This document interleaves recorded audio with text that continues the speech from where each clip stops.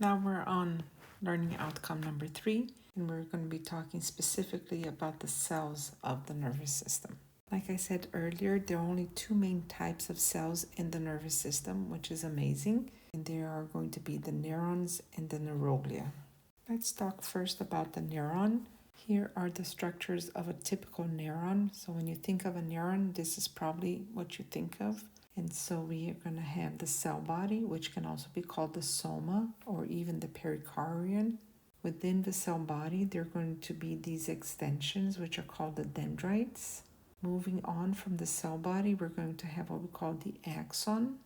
At the end of the axon, we're going to have what we call the terminal button or the synaptic end terminal. And here is where you're going to have the synapse of this neuron with other neurons, for example, or with a skeletal muscle or with a gland. And when we talk about synapse later on, we're going to talk about these differences.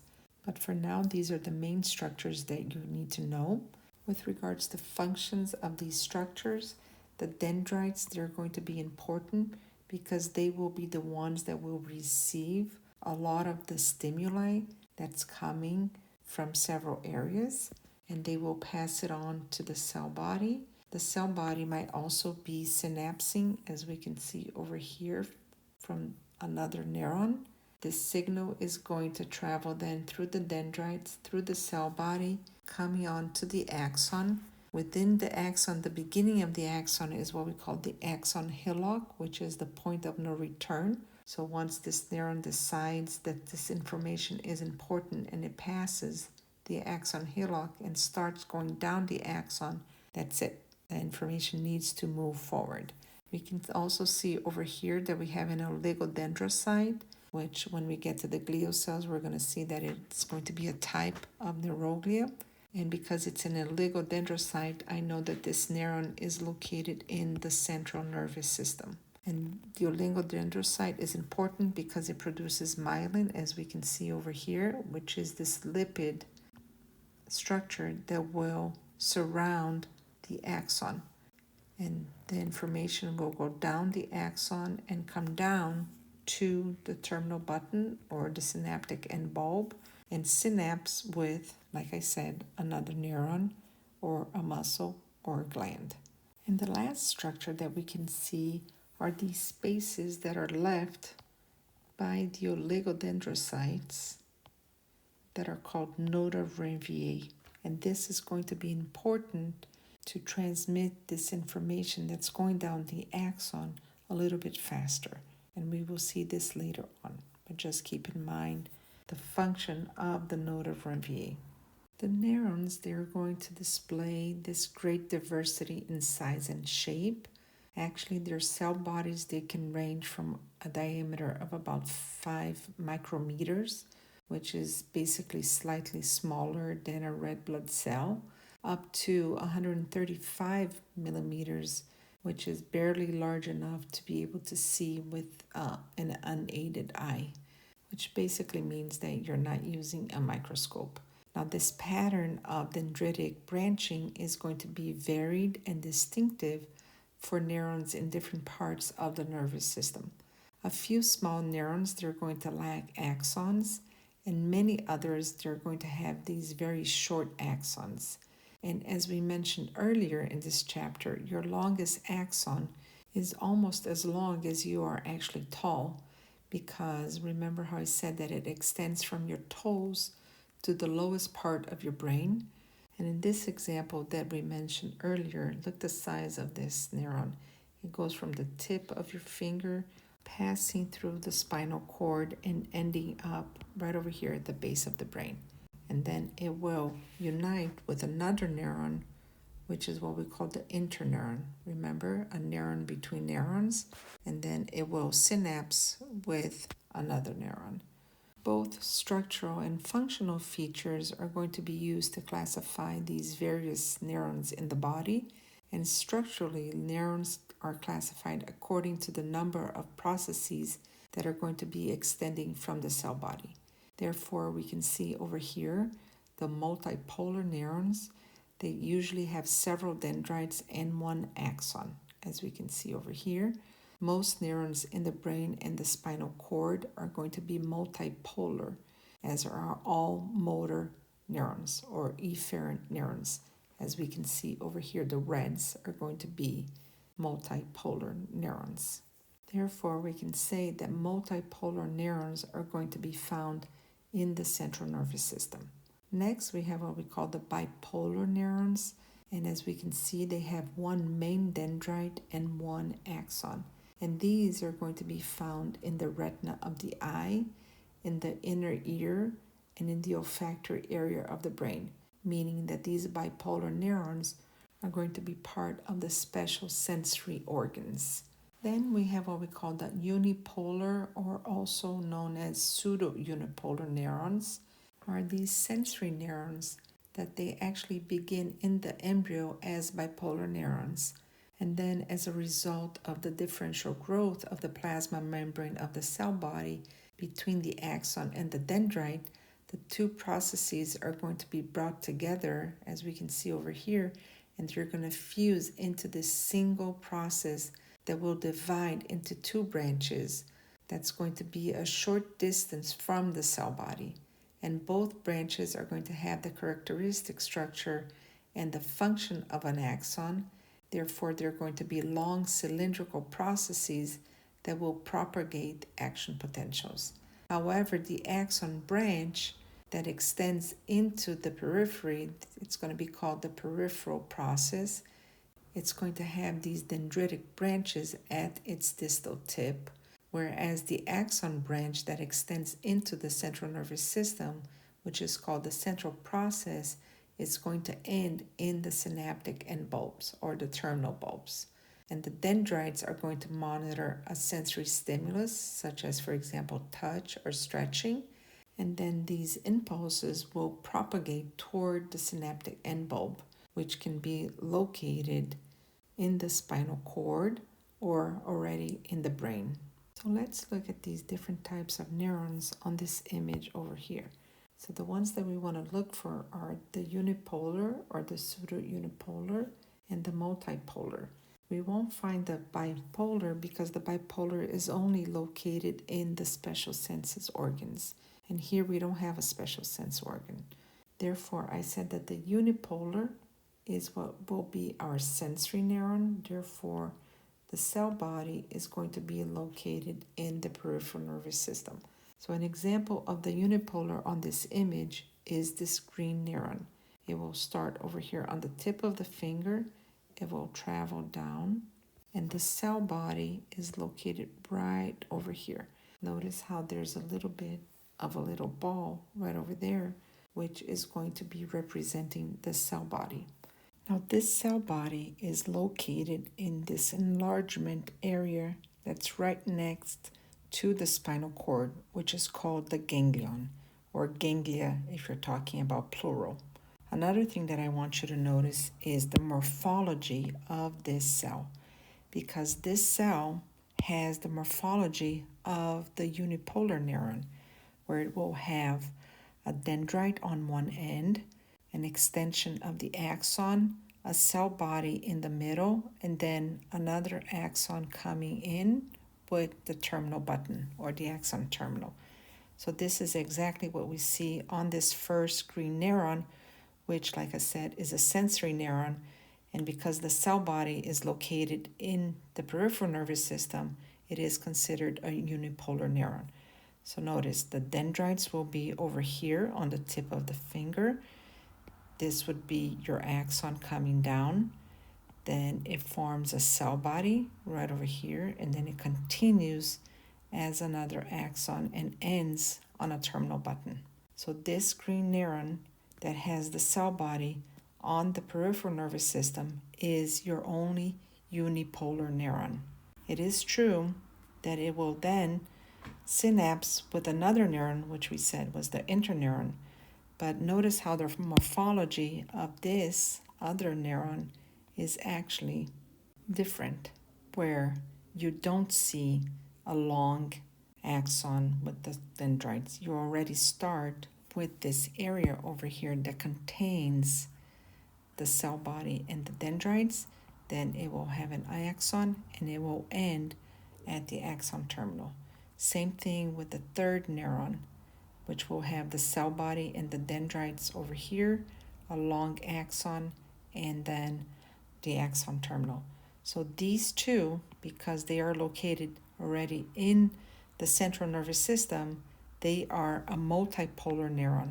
But since they are the ones that are taking the information from the tip of the finger all the way up to the brain, they are considered sensory neurons. So we're going to have two different types of sensory neurons. We're going to have the unipolar neuron, which is the one that starts outside and has the cell body in the ganglia. And then we're going to have either one or two that will be the multipolar neuron that will definitely synapse and start in the central nervous system. So the cell body is what's going to determine if the neuron is located in the peripheral nervous system or in the central nervous system.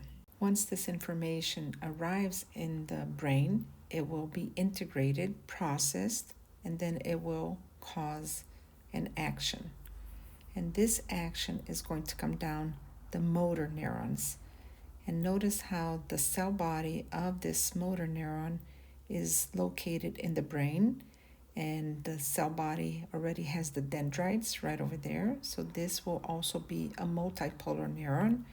It will then send the information down that will synapse, in this example, with another neuron where the cell body is located in the spinal cord and the dendrites are right around the cell body. Therefore, it's also a multipolar neuron that will then send the action all the way down to the hand for you to sense the temperature of the water.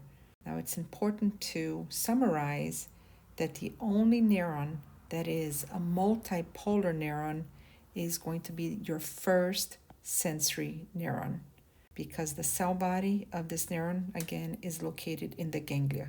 All the other cell bodies are located in the central nervous system, which can either be the spinal cord or the brain. And because these cell bodies are located in the central nervous system, they're all going to be classified as multipolar. But notice that if it's going up to the central nervous system, all the way up to the brain, it's going to have a sensory function. If it's coming down towards the effector, it's going to have a motor function. We will see in more details these different types of neurons as we move on, but just keep this in mind with regards to their function. So going towards the brain, afferent, sensory. Moving away from the brain and the spinal cord, efferent, motor. And then the positioning again of where the cell bodies are located. If they're located in the peripheral nervous system, unipolar. If they're located in the central nervous system, which can be the spinal cord or the brain, multipolar. Some neurons are going to be named for the histologists who first described them, or for an aspect of their shape or appearance. Examples include the Purkinje cells in the cerebellum, the pyramidal cells that are found in the cerebral cortex of the brain, which do have a pyramid-shaped cell body, and often this very distinctive pattern of dendritic branching will allow identification of a particular type of neuron in the nervous system. With regards to the neuroglias, we have said this earlier, we have two different distributions of these cells that belong to the central nervous system and cells that belong to the peripheral nervous system. The ones that belong to the central nervous system are the astrocytes, the oligodendrocytes, the ependymal cells, and the microglias. And the ones that belong to the peripheral nervous system are the Schwann cells and the satellites. So let's take a closer look at all these cells in the next few slides. This image here is just to show you all the different neuroglias of the central nervous system. We have the astrocytes, which the name basically comes from a star, and because it has all these different projections, it looks like a little star. Then we have the microglial cells, which, like the name says, it's going to be a small for micro, so a microglia. Then we have the ependymal cells, which are these cuboid or these columnar-like cells. And the last one are the oligodendrocytes, which we mentioned already, which are the cells that will form the myelin, which is this lipid substance that will wrap the axons. So let's look at them in more specific details and different functions that they might have. First, we're going to cover the astrocytes, which are actually the largest and the most numerous of the neuroglia. Like I said earlier, they are these star-shaped cells that have these many arm-like processes. As we can see, the processes of these astrocytes, they're going to make contact with other neurons. They're also going to make contact with the pia mater, which is a very thin membrane that will be surrounding the brain and the spinal cord. In addition, they're going to make contact with blood capillaries. So let's look at some of these functions in the next slide. So here we have the functions of the astrocytes. As they are the most numerous of the cells, then they will have more functions. The first one is that they will contain these microfilaments that provide them with this considerable strength, which will enable them to support the neurons. So they form these web-like structures that support the neurons. And since the neurons of the central nervous system must be isolated from various potential harmful substances in the blood, the endothelial cells of the central nervous system blood capillaries, they have very selective permeability characteristics. And the processes of these astrocytes, they're going to wrap around the blood capillaries that secrete chemicals that will maintain this very unique permeability characteristic of the endothelial cells. And in fact, the endothelial cells, they actually create what we call the blood-brain barrier, which will restrict the movement of the substances between the blood and the interstitial fluid of the central nervous system. And details of this blood-brain barrier are going to be discussed later on. In addition, astrocytes in the embryo, they will secrete these chemicals that appear to regulate actually the growth, the migration, and the interconnection among the neurons in the brain. So they serve, for example, with regards to migration, as little pathways for where neurons need to go from one location to the other. Next, the astrocytes, they're going to help to maintain this appropriate chemical environment that's going to be important for the generation of the nerve impulse. So, for example, they will regulate the concentration of important ions such as potassium, the take-up axis of neurotransmitters, and they're also going to serve as this conduit for the passage of nutrients and other substances from the blood capillaries and the neurons. Lastly, we have the astrocytes. They may also play this very important role in learning and memory by influencing the formation of the neuronal synapses. So as we can see, most of these functions, if not all of them, have to do with making sure that the neurons are able to function properly. Next, we have the oligodendrocytes, where oligo means few and dendro means tree. And they will resemble the astrocytes, but they're going to be smaller and they're going to contain fewer processes. So that's where the name comes from.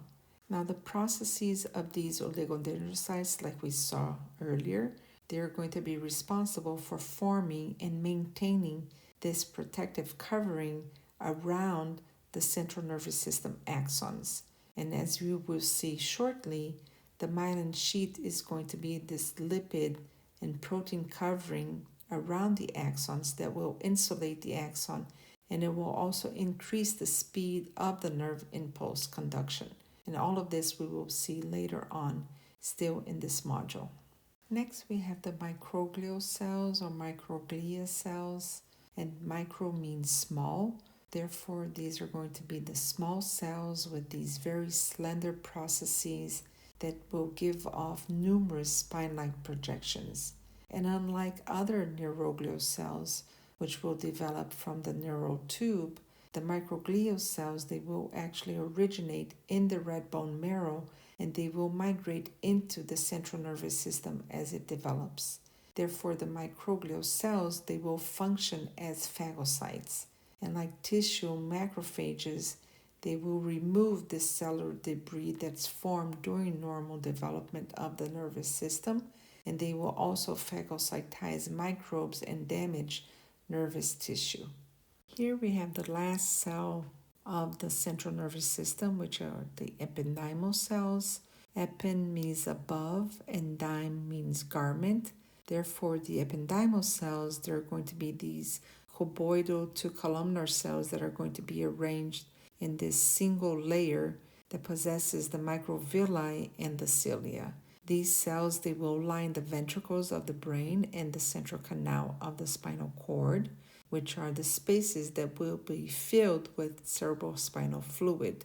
Therefore, functionally, the ependymal cells, they will produce and possibly monitor and assist in the circulation of the cerebrospinal fluid. They will also form the blood-cerebrospinal fluid barrier, which will be discussed later. Now we'll be talking about the neuroglias that belong to the peripheral nervous system, which are the Schwann cells and the satellite cells. And both of these, they will completely surround the axons and the cell bodies. As we can see over here, this is the cell body of a neuron. We can see how the satellite cells are going to be surrounding the cell body of this neuron, and the Schwann cells are going to be surrounding the axon of this neuron. Like the oligodendrocytes in the central nervous system, the Schwann cells are going to be important because they are the ones that will produce the lipid in the peripheral nervous system. And the satellite cells, as you can see over here, they surround the cell body of the neuron, and this is a unipolar cell. Remember, the unipolar cell is the sensory neuron that goes, for example, from the tip of your finger all the way to the spinal cord. And where are the cell bodies located? The cell bodies are located on those expansions that are located close to the spinal cord. And those expansions are called the ganglion. So those are where the satellite cells are going to be located. And the main function of the satellite cells are to provide structural support to the neuronal cell bodies, and they will also regulate the exchange of materials between the neuronal cell bodies and the interstitial fluid inside of the ganglia. Like the oligodendrocytes of the central nervous system, the Schwann cells, like I said, they will form the myelin sheath around the axons, and a single oligodendrocyte, as we can see over here, is able to myelinate several axons. But each Schwann cell is actually able to myelinate a single axon. And a single Schwann cell can also enclose as many as 20 or more unmyelinated axons, as we can see over here. And what would be the importance of this myelin? Well, the myelin is important because it will protect the signal that's traveling down the axon as an action potential or a nerve impulse. And can you imagine if we didn't have this protection? As you can see over here, the astrocytes, they're going to be contacting the axon. So this information can get lost in the way. So this is why it's important for the myelin to wrap up the axon and protect that nerve impulse as it tries to reach the terminal button at the end of the axon.